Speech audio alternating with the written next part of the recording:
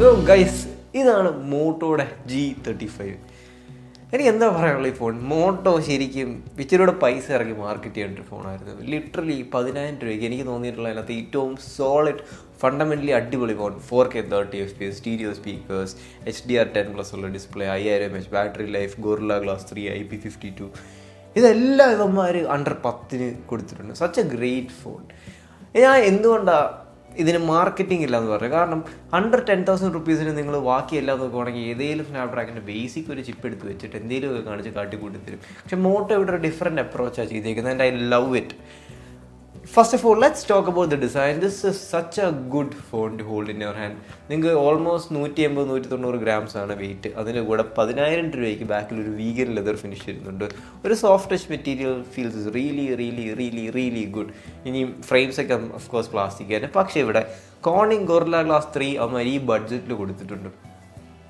Very good addition. ആ glass കൊടുത്തേക്കുന്നത് നമുക്ക് അത്യാവശ്യം എനിക്ക് നോട്ടീസ് ചെയ്തൊരു സംഭവമാണ്.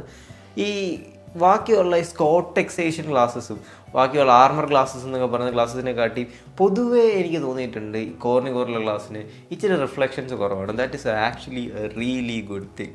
ഡിസ്പ്ലേനും ഡിസൈൻ വൈസ് ഒക്കെ ആണെങ്കിൽ എനിക്ക് ഭയങ്കരമായിട്ട് ഇഷ്ടപ്പെട്ടു. Design wise very good to hold in your hand. IP52 protection safety റേറ്റിംഗും ഉണ്ട്. പക്ഷേ ഡോണ്ട് എക്സ്പെക്ട് ഇതൊരു ടാങ്ക് ഒന്നുമല്ല. 10,000 രൂപയ്ക്ക് നിങ്ങൾക്ക് കിട്ടുന്ന ഫോണാണ്. അതുകൊണ്ട് അങ്ങനത്തെ ബിൽഡും കൺസ്ട്രക്ഷനും ഒക്കെ എക്സ്പെക്ട് ചെയ്ത് ഓൾ അറൗണ്ട് ഈ പച്ച കളറും എല്ലാം വെച്ച് നോക്കുമ്പം such a very good design phone. So guys, ഡിസ്പ്ലേനെ കുറിച്ച് പറയുമ്പോൾ ആദ്യം എനിക്ക് പറയാനുള്ളത് this is purely an LCD panel. OLEDോ LED പാനലോ അങ്ങനത്തെ ഒന്നുമല്ല, AMOLED അല്ല. പക്ഷേ ലെറ്റ് മീ ടെൽ യു, ഭയങ്കര മോശമായിട്ടുള്ള LCD പാനലല്ല.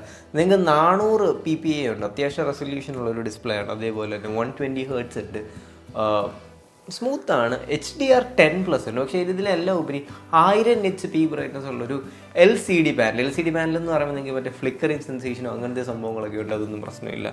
1000 HP brightness LCD panel അത്യാവശ്യം നല്ലതാണ്. നിങ്ങൾക്ക് ഏത് വെയിലത്ത് കൊണ്ടുപോയാലും വർക്ക് ചെയ്യും. ഡിസ്പ്ലേനെ കുറിച്ച് എനിക്ക് ഇത്ര പറയാനുള്ള 10,000 രൂപയ്ക്ക് അണ്ടറിൽ നിങ്ങൾക്ക് എനിക്ക് തോന്നുന്നില്ല ഒരുപാട് AMOLED ഉള്ള ഡിസ്പ്ലേസ് ഉണ്ടെന്ന്. പക്ഷേ ഉണ്ടെങ്കിൽ തന്നെ അത് ഭയങ്കരമായിട്ട് എവിടെയെങ്കിലും സാക്രിഫൈസ് ചെയ്യും. ഇവർ കൊടുത്തേക്കുന്ന അത്യാവശ്യം നല്ല സോളിഡായിട്ടൊരു LCD പാനൽ കൊടുത്തിട്ടുണ്ട്.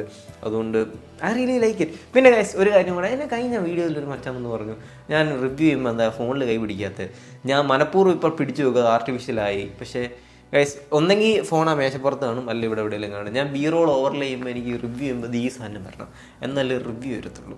ഇനി ആ ഡിസ്പ്ലേൻ്റെ എലിവേറ്റ് ചെയ്യുന്ന എക്സ്പീരിയൻസ്, ഒന്ന് അത്രയ്ക്ക് മോശമായിട്ടുള്ള വൈബ്രേഷൻ മോട്ടർ അല്ല ഇവർ കൊടുത്തേക്കുന്നത്. ഈവൻ ദോ എനിക്ക് ഒന്ന് 10,000 രൂപയ്ക്ക് അണ്ടറിൽ ഏറ്റവും നല്ല വൈബ്രേഷൻ മോട്ടറും ഹാപ്റ്റിക് എഞ്ചിനും ഇതിനകത്തുള്ള. 2 എന്ന് പറയുമ്പോൾ സ്പീക്കേഴ്സ്, സ്റ്റീരിയോ സ്പീക്കേഴ്സ്.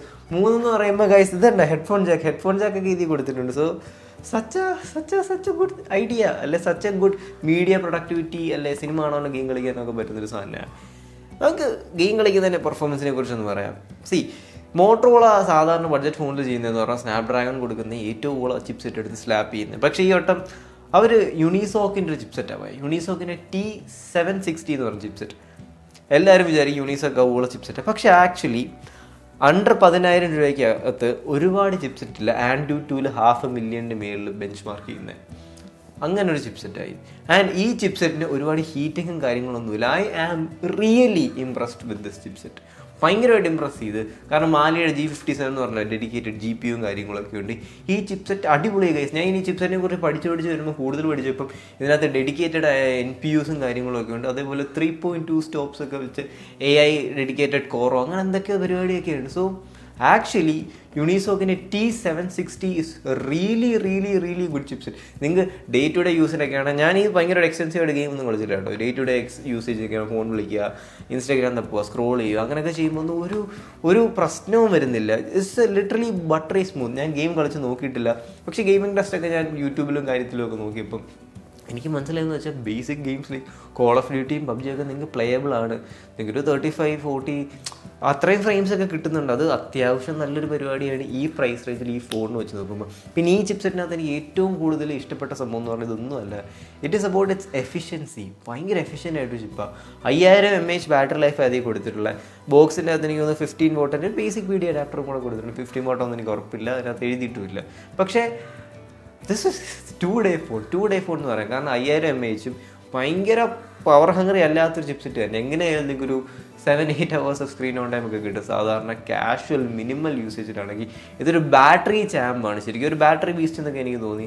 ലിറ്ററലി അത്രയ്ക്ക് നല്ല ബാറ്ററി ആയിരുന്നു അത് കൊടുത്തേക്കുന്നത്. ഇനി വൈ ഐ ലവ് മോട്ടോ. പിന്നെ ഗൈസ് ഒരു കാര്യം കൂടെ, സാമ്പത്തിക മന്തി ആയതുകൊണ്ട് ഒന്ന് ലൈക്ക് ആൻഡ് സബ്സ്ക്രൈബ് ചെയ്ത് സപ്പോർട്ട് ചെയ്യുക പ്ലീസ്. അതേപോലെ തന്നെ ട്രിവാൻഡ്രത്തുള്ളവരാണെങ്കിൽ ഈ ഫോൺ നിങ്ങൾ ട്വിൻസ് മൊബൈൽസ് പട്ടത്ത് എക്സ്പീരിയൻസ് ചെയ്ത് യൂസ് ഒക്കെ ചെയ്തിട്ട് എടുക്കുമ്പോൾ നിങ്ങൾക്ക് മനസ്സിലാവും എനിക്ക് why I like this phone really much. അതേപോലെ തന്നെ നമ്മുടെ സബ്സ്ക്രൈബർ ആണെന്ന് പറഞ്ഞാൽ അവർ സ്പെഷ്യൽ ഡിസ്കൗണ്ടും തരുന്നതായിരിക്കും. 10,000 രൂപയ്ക്ക് guys clean stock minimal Android experience ഉള്ള വേറെ ഇത്ര നല്ല ആൻഡ്രോയിഡ് എക്സ്പീരിയൻസ് ഉള്ള സോഫ്റ്റ്വെയർ ഒന്നുമില്ല, വേറെ കമ്പനി കൊടുക്കുന്നില്ല എന്ന് പറയുന്നതാണ് സത്യം. Refined, very refined from the basic animation തൊട്ട് അവരുടെ സൗണ്ട് തൊട്ട് ഹാപ്റ്റിക്സ് വരെ നിങ്ങൾക്ക് എല്ലാം ഭയങ്കരമായിട്ട് ഇഷ്ടപ്പെടുന്ന രീതിയെ എനിക്ക് ഇഷ്ടപ്പെടുന്നത്.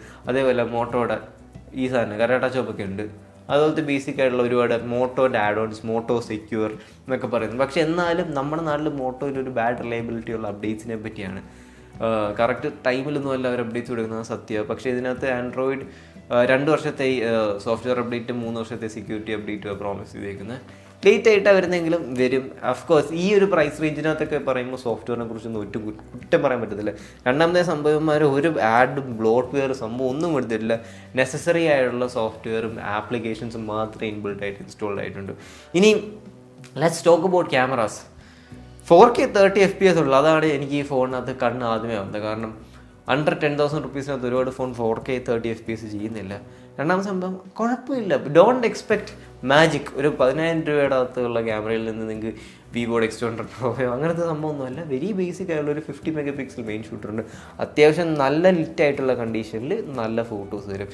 അതേപോലെ തന്നെ 8 MP അൾട്രാ വൈഡ് ഉണ്ട്. അതൊരു അത്ര ഷാർപ്പാണോ എന്ന് വെച്ചാൽ അത്ര ഡീറ്റെയിൽഡ് ആയിട്ടുള്ള ക്യാമറാസും ഫോട്ടോസും ഒന്നും അല്ല. പക്ഷേ നിങ്ങൾ basic things like portrait photos ഉണ്ട്, പോർട്രേറ്റ് വീഡിയോസ് ഇല്ല, പോർട്രേറ്റ് ഫോട്ടോസും കാര്യങ്ങളൊക്കെ ഉണ്ട്. അതുകൊണ്ട് ഷൂട്ട് ചെയ്ത അത്യാവശ്യം അവരുടെ മോട്ടോയുടെ ടിപ്പിക്കൽ കോൺട്രാസ്റ്റ് ഈ കളർ പഞ്ചി പാക്ഡ് ആയിട്ട് പ്രോസസ്സിങ് അവർ വരുന്നത്. I really like it. പക്ഷേ അൾട്രാ വൈഡിൽ ചെറുതായിട്ട് കളേഴ്സൊക്കെ മ്യൂട്ടഡ് ആയിട്ട് തോന്നി. മേ ബി അത് അവരുടെ ഷാർപ്നെസ് പ്രിസർവ് ചെയ്യാനായിരിക്കും. ഇൻ ഓവറോൾ സെൻസ് എനിക്ക് പറയാനുള്ളത് ഗൈസ്, ക്യാമറയും കുഴപ്പമില്ല, അത്യാവശ്യം നല്ല ക്യാമറ തന്നെ. ഈ പ്രൈസ് റേഞ്ചിൽ നമുക്ക് ലിറ്ററലി ഈ ഫോണിന് ഒന്നും കുറ്റം പറയാൻ പറ്റത്തില്ല.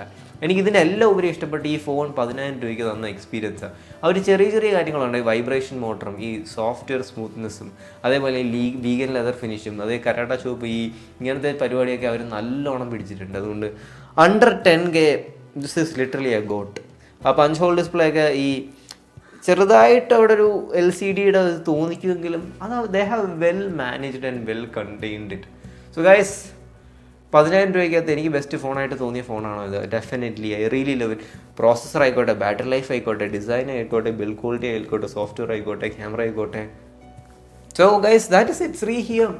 പ്രൊമോഷന് കാര്യങ്ങളൊന്നും അല്ല, ഇത് ഭയങ്കര അണ്ടർ റേറ്റഡ് ജെമ്മായിട്ട് എനിക്ക് തോന്നിയൊരു ഫോണാണ്.